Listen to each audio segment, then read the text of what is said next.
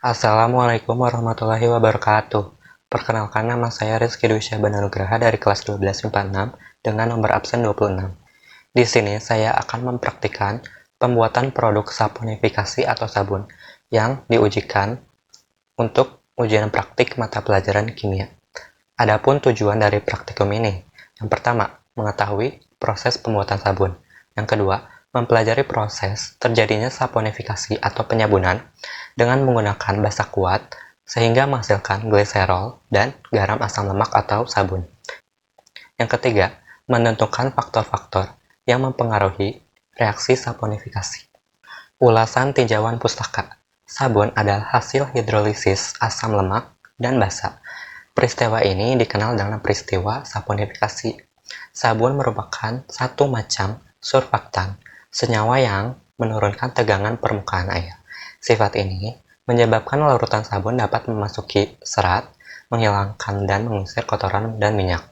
Lemak dan sabun dari asam lemak jenuh dan rantai jenuh panjang C16-C18 menghasilkan sabun keras dan minyak dari asam lemak tak jenuh dengan rantai pendek C12-C14 yang menghasilkan sabun yang lebih lunak dan lebih mudah larut. Sabun didapatkan dari proses saponifikasi. Pada proses saponifikasi, minyak akan diperoleh dari produk sampingan yaitu gliserol. Proses ini terjadi karena adanya reaksi antara trigliserida dengan alkali. Adapun alat yang akan digunakan adalah timbangan, wadah plastik, gelas ukur, sendok, dan cetakan sabun. Lalu untuk bahannya sendiri di sini ada soda api, air, minyak goreng, baby oil, minyak zaitun, dan untuk pewanginya memakai parfum. Langkah kerja yang pertama, menyiapkan alat dan bahan. Yang kedua, menggunakan jas lab, sarung tangan, dan masker untuk keselamatan selama praktikum. Sebelum menimbang NaOH, timbangan dinolkan terlebih dahulu setelah wadah diletakkan.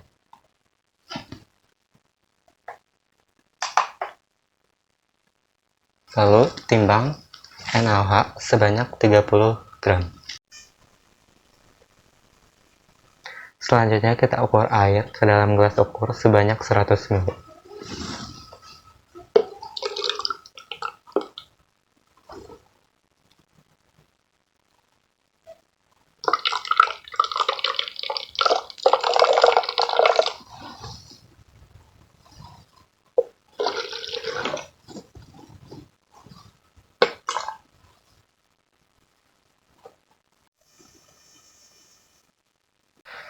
Setelah air diukur, kita tuangkan ke dalam wadah plastik. Pastikan tidak ada yang tersisa. Lalu selanjutnya kita masukkan NaOH ke dalam wadah yang berisi air.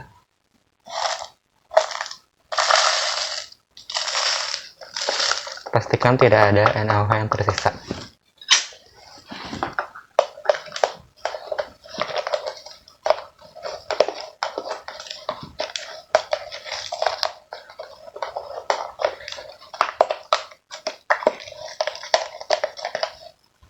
Setelah itu, aduk secara perlahan.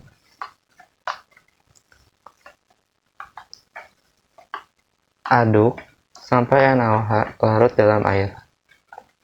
Di sini terlihat terjadi penguapan dan suhunya panas.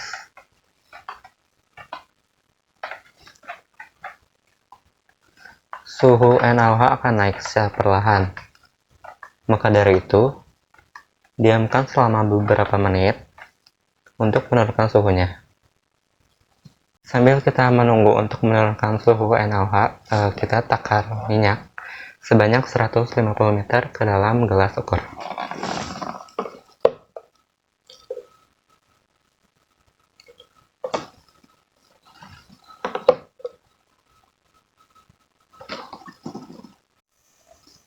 Kita tuangkan minyak ini ke wadah yang berbeda dari larutan NaOH tadi.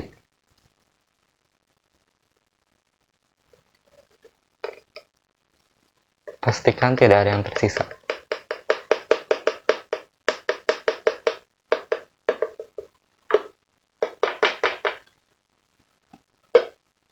Lalu tambahkan zat aditif pada minyak untuk menambah kualitas sabun. Di sini zat aditif yang akan dipakai ada 3, yaitu baby oil sebanyak 3 sendok makan.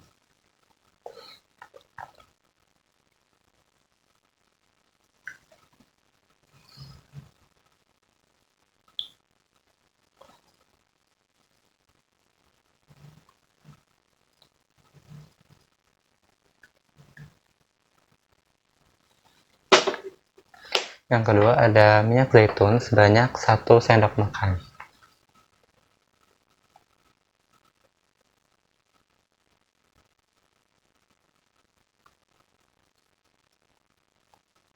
Yang terakhir ada parfum sebanyak 1 sendok makan. Setelah zat aditif dicampur, kemudian aduk secara merata.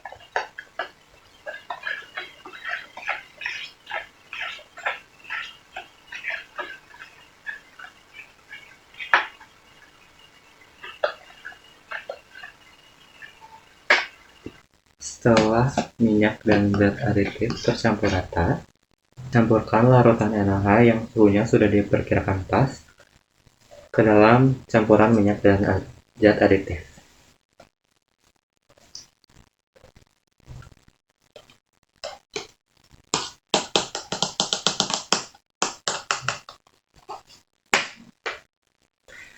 Lalu kita aduk sampai teksturnya mengental.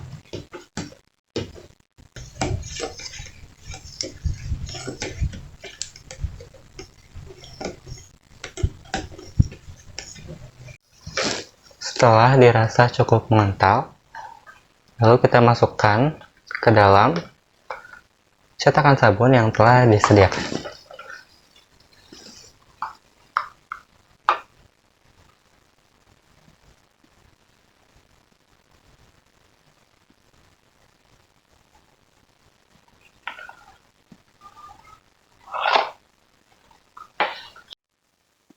Lalu setelah dimasukkan wadah, kita bisa diamkan selama 1-2 hari sampai mengeras. Setelah sabun didiamkan selama kurang lebih 1-2 hari, maka teksturnya akan mengeras seperti ini. Pengamatan. Pembuatan sabun batang terjadi karena reaksi penggaraman. Reaksinya adalah asam ditambah basa yang menghasilkan garam, yaitu trigliserida ditambah alkali NaOH dan menghasilkan sabun, atau C3H5OOCr3 ditambah 3NaOH menjadi C3H5OH 3 kali ditambah 3NaOOCr. Dalam pembuatan sabun NaOH sebagai soda kaustik yang merupakan alkali paling banyak digunakan karena sifatnya mudah larut dalam air. Sabun dengan berat molekul yang lebih rendah akan lebih mudah larut dan memiliki struktur sabun yang lebih keras. Sabun memiliki kelarutan yang tinggi dalam air, tetapi sabun tidak larut menjadi partikel yang lebih kecil, melainkan larut menjadi dalam bentuk ion. Proses pembentukan sabun dikenal dengan reaksi saponifikasi atau penyabunan, yaitu reaksi antara lemak atau trigliserida dengan alkali. Alkali yang biasa digunakan adalah NaOH. Mula-mula, reaksi penyabunan berjalan lambat karena minyak dan larutan alkali merupakan larutan yang tidak saling larut. Setelah terbentuk sabun, maka kecepatan reaksi akan meningkat, di mana pada akhirnya kecepatan reaksi akan menurun lagi karena jumlah minyak yang sudah berkurang. Reaksi penyabunan merupakan reaksi eksotermis, sehingga harus diperhatikan pada saat penambahan minyak dan alkali agar tidak terjadi panas yang berlebihan. Pada proses penyabunan, penambahan larutan alkali yang digunakan di sini NaOH dilakukan sedikit demi sedikit sambil diaduk untuk menghasilkan sabun. Nah, untuk membuat proses yang lebih sempurna dan merata, maka pengadukan harus dilakukan dengan lebih baik. Lalu, ada pun beberapa faktor yang mempengaruhi dalam proses pembuatan sabun, yaitu sebagai berikut. Yang pertama, konsentrasi kelarutan alkali. Konsentrasi alkali yang digunakan dihitung berdasarkan stoikiometri reaksi, di mana penambahan minyak harus sedikit berlebih agar sabun yang terbentuk tidak memiliki nilai alkali yang berlebih. Alkali terlalu pekat bisa menyebabkan terpecahnya emosi pada larutan sehingga fasenya tidak mungkin. Sedangkan jika alkali yang digunakan terlalu encer, maka reaksi akan memerlukan waktu yang lebih lama. Lalu yang kedua ada suhu. Ditinjau dari segi termodinamika, kenaikan suhu akan menurunkan rendemen sabun. Karena reaksi penyabunan merupakan reaksi eksotermis, yang berarti delta hanya negatif, maka dengan kenaikan suhu akan dapat memperkecil harga K atau konstanta keseimbangan. Tetapi, jika ditinjau dari segi kinetika, kenaikan suhu akan menaikkan kecepatan reaksi. Lalu yang ketiga ada pengadukan. Nah, pengadukan dilakukan untuk memperbesar probabilitas interaksi molekul-molekul reaktan yang bereaksi. Jika interaksi antar molekul reaktan semakin besar, maka kemungkinan terjadinya reaksi semakin besar pula. Hal ini sesuai dengan persamaan Arrhenius, di mana konstanta kecepatan reaksi K akan semakin besar dengan semakin sering terjadinya interaksi yang disimpulkan dengan konstanta A. Lalu faktor yang keempat atau yang terakhir adalah waktu. Semakin lama waktu reaksi, menyebabkan semakin banyak pula minyak yang dapat tersabunkan. Berarti hasil yang didapat juga semakin tinggi. Tetapi jika reaksi telah mencapai kondisi setimbangnya, penambahan waktu tidak akan meningkatkan jumlah minyak yang tersabunkan. Mungkin sekian video saya. Semoga video ini dapat memberi manfaat bagi banyak orang. Terima kasih. Wassalamualaikum warahmatullahi wabarakatuh.